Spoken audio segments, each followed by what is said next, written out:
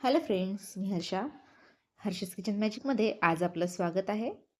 आज आपण बनवणार आहे बीटच्या पानाची भाजी. तुम्ही कधी ऐकलं आहे का आणि कधी खाल्ली आहे का? ते कमेंटमध्ये मला नक्की कळवा.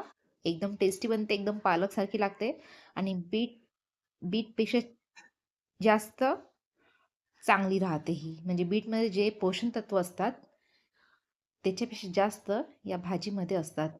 चला तर सगळ्यात पहिले चांगले बीटचे पानं आपण तोडून घ्यायची छान प्रकारे आणि ते मिठाच्या पाण्यामध्ये आपल्याला धुवून घ्यायचे आहे. म्हणजे ते पूर्ण क्लीन करायचे आहे. आणि ह्या दांड्या आहे या फेकायच्या नाही.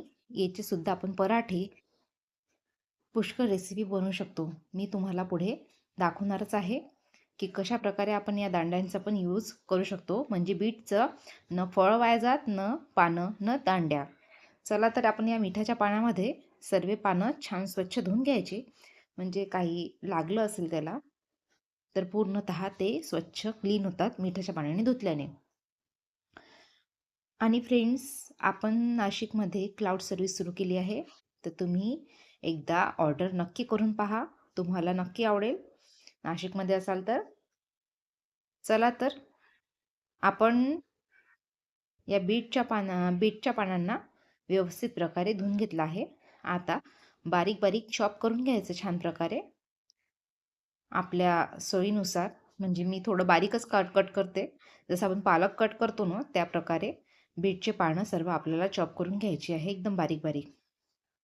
फ्रेंड्स, जर माझी व्हिडिओ तुम्हाला आवडत असेल तर लाईक करा आणि चॅनलला सबस्क्राईब करा आणि व्हिडिओ शेवटपर्यंत नक्की पहा. चला तर यासाठी आपण एक मोठ्या आकाराचा कांदा, 10-12 लसणाच्या कळ्या या चॉप करून घेणार आहे. एक टमाटर घ्यायचा मोठ्या आकाराचा. माझ्याकडे लहान होतं त्यामुळे मी 2 घेतले. आणि एक म्हणजे हिरवी मिरची घ्यायची. सगळ्यात पहिले कढई चढवायची गॅसवर. त्याच्यामध्ये तेल टाकायचं, मोहरी टाकायची. मोहरी तळतळली की त्याच्यामध्ये टाकायचं जिरं. त्यामध्येच आपण टाकणार आहे कांदा आणि कट केलेला कांदा चांगला परतून घ्यायचा पहिले स्टार्टिंगला. आणि त्यामध्येच आपण हिरवी मिरची टाकणार आहे. जास्त बारीक करायची नाही, फक्त एका मिरचीचे 2 तुकडे करायचे. याच्यामध्येच आपण 10-12 ज्या लसणाच्या कळ्या घेतल्या होत्या कट करून त्या पण घालून घ्यायच्या. छान गोल्डन कलर येईपर्यंत हे भाजून घ्यायचं छान प्रकारे. याच्यामध्ये आपण 1 चम्मच 2 चम्मच तिखट, अर्धा चम्मच मीठ आणि अर्धा चम्मच हळद टाकणार आहे. बाकी मसाला वगैरेच्या टाकायचा नाही. आणि तो परतवून घेतल्यावर त्याच्यामध्ये टोमॅटो टाकायचा. तो पण परतवून घ्यायचा 2 मिनिटासाठी. आणि जे बीटचे पानं कट केले होते आपण ते टाकायचे आणि खालीवर करून छान त्याला परतवून घ्यायचं. आणि हे फ्रेंड्स, ही भाजी इतकी टेस्टी लागते ना आणि हेल्दीसुद्धा असते. नॉर्मली लहान मुलं किंवा मोठे माणसंसुद्धा बीट खात नाही, तर त्यांना ते पोषण तत्व मिळण्याकरता बीटची भाजी तुम्ही देऊ शकता.